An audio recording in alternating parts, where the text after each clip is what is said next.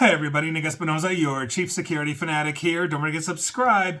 And it's Sunday, so we are doing breaches of the week. And this week in data breaches, just like every other, it's absolutely crazy out there. But we've got some real interesting ones for you. And so we're going to be talking about Google, HSBC, Conduent, Tesla, Penn, the Ivy League University, EY, Tata Motors, the Iranian Government, like on and on and on. It's absolutely crazy out there. But as always, thank you very much to the people that sent me some of this information. And this week, it's Emilio Gutierrez, Brandon White, Jacqueline Wolf, and Walter Snelling. Thank you so much. And with that, let's dive in straight to the mini segment simply entitled, If You Just Spent Money on Cybersecurity, You Wouldn't Be Getting Sued, You Wouldn't Be Losing Your Reputation, and You Sure as Heck we wouldn't be talking about you right now, right? And so, my God, this week was absolutely nuts. So let's start in the United States with City of Hope, because they just agreed to an $8.5 million class action settlement for their 2023 data breach.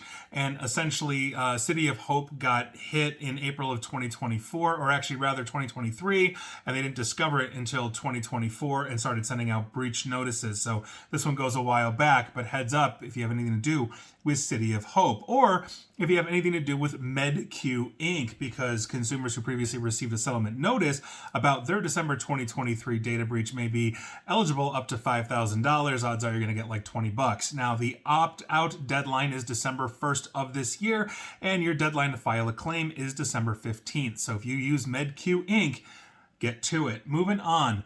Yale New Haven Health System, they just agreed to finance an $18 million settlement fund in response to the class action suit given their data breach the other year. So, like I said, fast and furious, but heads up, Yale New Haven Health. And with that, let's move on to Flagstar Bank. I actually remember talking about these guys for like months or so, a few years back, but they just reached a $31.5 million settlement on a group of consumers who claim that the bank failed to protect their data, basically during two data breaches that occurred in 2021 and 2022. Like I said, it goes back a ways. They filed basically unopposed. The plaintiffs did a preliminary approval in Michigan federal court on October 1. So a settlement fund will provide reimbursement for monetary losses up to $25,000, which quite frankly is impressive. Basically 3 years of credit monitoring as well. California statutory payments of up to $100 and residual cash payments up to $500.99. So California always making out. But heads up if you are basically a member or use Flagstar Bank. Moving on. Australian Clinical Labs Limited. That's right, we're going down under. Now, this is actually one of Australia's largest private hospital pathology service providers, so this ain't good. And on 9 October, the Federal Court of Australia imposed a $5 million, that's Aussie dollars, civil penalty on the Australian Clinical Labs Limited for systemic failures that led to unauthorized access of more than 223,000 Australians. So heads up to you. If you got your lab work done at the Australian Clinical Labs Limited, you may be entitled to some form of compensation. And so those were your lawsuits and fines of the week. And if any of them had just spent money on cybersecurity, they wouldn't be ruining their reputations. They wouldn't be paying out all this money. And we sure as heck wouldn't be talking about them right now. Back into real time for this past week. Let's talk about Conduent. Now, Conduent said that basically they first discovered a breach in January, but it was traced back to October 2024. After a months-long forensic investigation, they filed with Maine's Attorney General. Unauthorized third-party access happened on October 21 of last year, and they maintained access until January 13th of this year. So not a good look for Conduent, but heads up to you if you deal with them. Moving on. Let's talk about the Office of Personnel Management, or OPM. This is an actual federal department in the United States. Current and former federal employees affected by a massive 2015 OPM data breach may be losing their identity protection services in the coming year. Now, IDX is the company providing those services, and they've done so basically for the last decade since 2015, and they just sent out emails earlier this month telling recipients of their identity protection services that they would have to renew essentially on their own dime after receiving services, again, for a decade paid by the federal government. IDX, which has held the identity protection and credit monitoring contract, basically they've sent at least 3 emails out in the last few weeks offering customers a discount to renew their subscriptions, but heads up to you if you have anything to do with that OPM breach. You're losing your coverage if you didn't know, or if it went to spam on you. Moving on, let's talk about HSBC USA, specifically HSBC being one of the largest financial institutions in the world, but we're talking about their US division because attackers apparently have uploaded data allegedly revealing the personal details of HSBC US bank customers, including bank account numbers and transaction details. So the publication, the Cyber News, specifically, the research team said there are indicators that this leak is indeed legitimate. Meanwhile, the bank says it did not suffer a data breach, and HSBC USA told Cyber News that the bank is aware of these claims, yet an investigation revealed there is no such indicators that the company itself suffered a data breach. So heads up to you if you use HSBC here in the United States. I'll keep you informed on it. We'll see how this one unfolds. We sometimes get confirmation on that they're not lying, or sometimes they don't realize it until they do. Moving on, let's head on over to Sweden and talk about the Svenska Kraftnät, and I know I'm pronouncing that incorrectly. My apologies to the Swedes. This is a state-owned power company, as I mentioned, in Sweden. They're investigating a data breach after a ransomware group threatened to leak purportedly hundreds of gigabytes of stolen internal data. This is the ransomware gang Everest. They've claimed responsibility, and they said that they've exfiltrated about 280 gig of information. So if you're getting your power from the state-owned power company Svenska Kraftnät in Sweden, again, apologies for pronunciation, go check in. Moving on, let's talk about EY, or Ernst Young, one of the big four accounting firms. Basically, a trove of about 4 terabytes or so of confidential data from EY was found completely exposed to the public internet. Now, this was uncovered by researchers from Neo Security, who first reported this to the Register, and this was essentially from a Microsoft, or I should just say SQL, I don't know if it's Microsoft's version, but an SQL backup file that contained everything from service account passwords to user credentials and cached authentication tokens and API keys. In other words, the keys to the kingdom. So, to put this leak into perspective, the researcher who basically unearthed this exposure recently found, or previously found, an entire ransomware incident that was only 8 kilobytes in size, like a small text file worth of size. So, the apparent backup breach was 4 terabytes in size for EY, the equivalent of between 500 to 1,000 full HD movies. And I love it when the articles have those kinds of comparisons. It's kind of interesting. And EY said, and I quote, "Several months ago, EY became aware of a potential data exposure and immediately remediated the issue. No client information, personal data, or confidential EY data has been impacted. The issue was localized to an entity that was acquired by EY Italy and was unconnected to EY Global Cloud and Technology Systems," end quote. So, I guess heads up if you're using EY in Italy.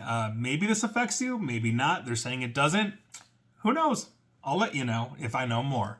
Moving on, let's head on over to Japan and talk about advertising giant Dentsu. Now, they disclosed that its US-based subsidiary Merkle suffered a cybersecurity incident that exposed staff and client data. They said they basically had to take the systems offline.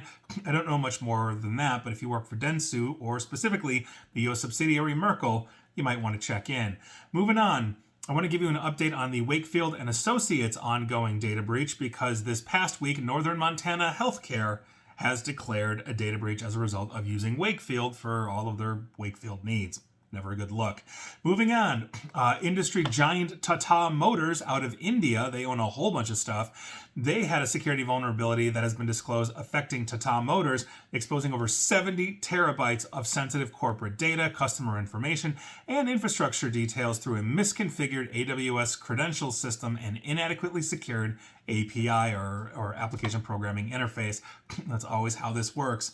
The breach, which was discovered for the record in 2023, revealed multiple critical security oversights that allowed unauthorized access to customer databases, financial records, fleet tracking systems, administrative dashboards, etc., etc. So, not a good look for one of the world's largest car companies. Get your stuff together, Tata. Moving on, George E. Weems Memorial Hospital in Florida. On October 20th, they basically started notification letters to patients affected by a recent security incident, and essentially was unauthorized email to 2 separate employee email accounts. And for the record, they're in Apalachicola, Florida. I don't know if I'm pronouncing that right. Now, the intrusion was detected on May 12th of this year. Investigation confirmed unauthorized access happened between May 6th through the 12th of this year, and it's basically all the PHI you can think of: names, emails, phone numbers, social security, driver's license, medical info, patient IDs, medical histories, provider names, dates of service, health insurance information, and on and on and on. Never a dull day, is there? Moving on. Let's stick with hospitals and head on over to California and talk about the Vibra Hospital of Sacramento. On October 3rd, Vibra Hospital started notifying patients unauthorized access to 6 employee email accounts. These were hit around March 13th of this year, and March 11th to March 22nd was determined to basically be how long the attackers got in. Same as the last one. Every bit of PHI you could possibly think of got caught up in this, Social Security and everything else. Sticking in California and medical, let's talk about the Michael R. Schwartz, MD. Basically, he's a plastic surgeon out of Westlake Village in California, just north of LA. They recently disclosed a security incident that involved unauthorized access to patient information. On or about August 25th of this year was their intrusion, and so they basically later confirmed unauthorized access had occurred around January 20th of this year to August 26th. So by virtue of that, we're talking about 8 months being in the system. Never ever good.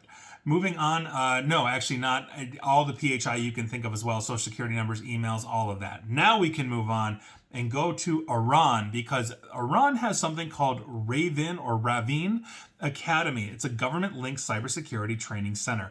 Now, they confirmed a breach that exposed the name and contact details of students and associates, according to the register. The company said in a statement the attack targeted one of its online platforms and aimed to damage the reputation of the academy and undermine Iran's security. And that sounds reasonable. It basically said some participant data, names, usernames, and phone numbers were compromised, and here we are. So obviously not a good look for the Iranians, especially as they are literally having a cybersecurity academy that they're training their cybersecurity people for get breached, but here we are. Moving on, let's head on over to the UK, and I want to give you an update on the Ministry of Defense because it just keeps getting worse. This is the data breach that basically got a whole bunch of Afghans or Afghani citizens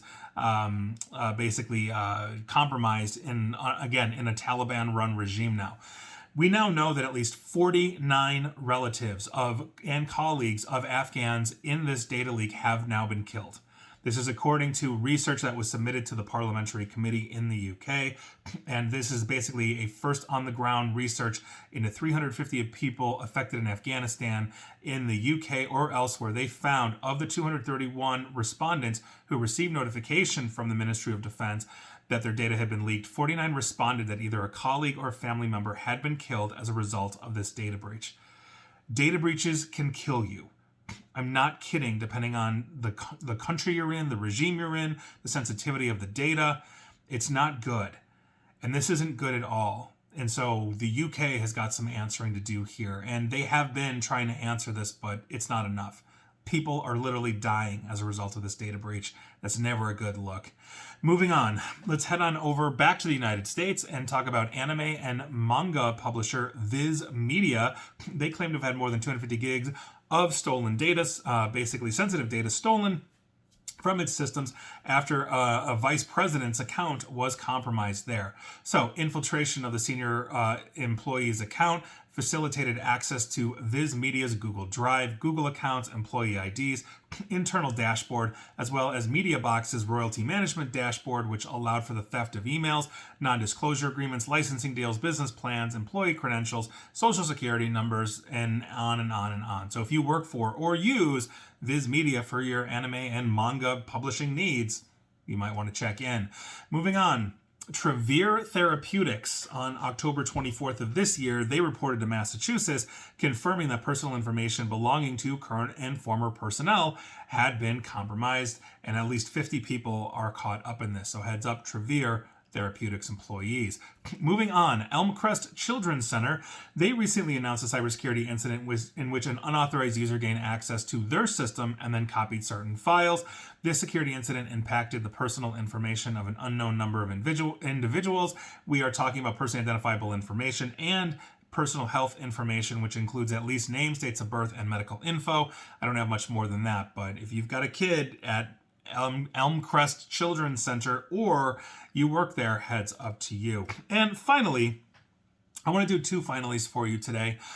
We want to start with Penn, or the University of Pennsylvania, the Ivy League school, because this past Friday morning, basically Penn alumni, students, staff, and community affiliates received several emails from attackers purporting to represent the university's Graduate School of Education. Quote, "We have terrible security practices and are completely unmeritocratic. We love breaking rules like FERPA. All your data will be leaked," end quote. And FERPA, for the record, is the Educational Cybersecurity Control Standards and Compliances that universities and schools are supposed to adhere to. Now, this message was sent from a variety of different Penn-affiliated email accounts, such as the actual GSC themselves, as well as purporting to come from several senior members of staff at the university as well. Other affiliates received emails multiple times from different senders with official @upenn.edu email addresses, and Penn spokesperson Ron Ozio told TechCrunch in an email this past Friday that the school's incident response team is actively addressing, quote unquote, the situation. And so, for the record, the one reporting on this did disclose that they went basically to Penn and they are alumni there, et cetera, et cetera. And so just heads up, I don't think the reporting was biased at all, but I am bringing it up for transparency's sake. And our finally today is Google. Google itself, and if you're a longtime listener or follower of mine, you know I do Google stuff specifically regarding privacy. I think my last segment was on Google, or the segment before that. But this is an interesting one because Google was once again forced to announce that it had not suffered a data breach after numerous news outlets published stories about basically what ended up being a fake data breach, at least according to them, that purportedly exposed 183 million accounts. Now, this claim began over the previous weekend and into today, with news stories claiming that millions of Google accounts were breached, with some outlets saying that it affected the full 183 million accounts in Gmail. However, Google explained in a series of posts this past Monday that Gmail did not suffer a data breach, and the compromised accounts were actually a compilation of credentials stolen from information stealing malware and attacks over the years. In other words, it's not them, it's y'all not changing your passwords over time.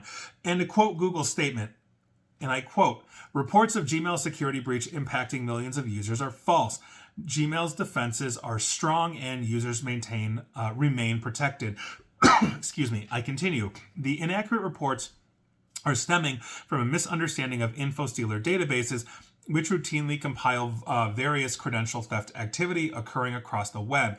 It is not reflective of a new attack aimed at any one person, tool, or platform. Several inaccurate claims surfaced recently that incorrectly stated that we issued a broad warning to all Gmail users about a major Gmail security issue. This is entirely false." So this is just obviously the latest story of numerous websites and cybersecurity companies that basically have been verifying this or trying to verify this, and on and on and on. We've seen all of this. Now, this particular story stems from Have I Been Pwned, basically announcing that the Troy Hunt, the owner of Have I Been Pwned, announced that he had recently added a massive collection of 183 million compromised credentials to to his platform, and those credentials were not stolen in a single data breach, but rather basically built into a combo list from multiple breaches in the past, and here we are. So if you have a Gmail account, you should change your password if you don't change it regularly, because especially if you're a creature of habit and you use your password multiple places, you could be getting yourself hit left and right. But either way, we should be changing our passwords on a regular basis, and also we should have unique passwords by site. I don't have any two sites that have the same password there, and so if one site is compromised, the rest of my sites are protected, and obviously have multi-factor authentication, ideally with like an authenticator app or a hardware token as opposed to text message or email, because it's more secure. So there you go. Those were your breaches of the week. Just another crazy, insane world of a week that we live in, and there you go. And please like, share, follow me here on Facebook and Twitter at NickAESP, and please feel free to subscribe to me at YouTube as well. And as always, stay safe, stay online, and please, please, please attempt to stay private, informed, and secure. Take care.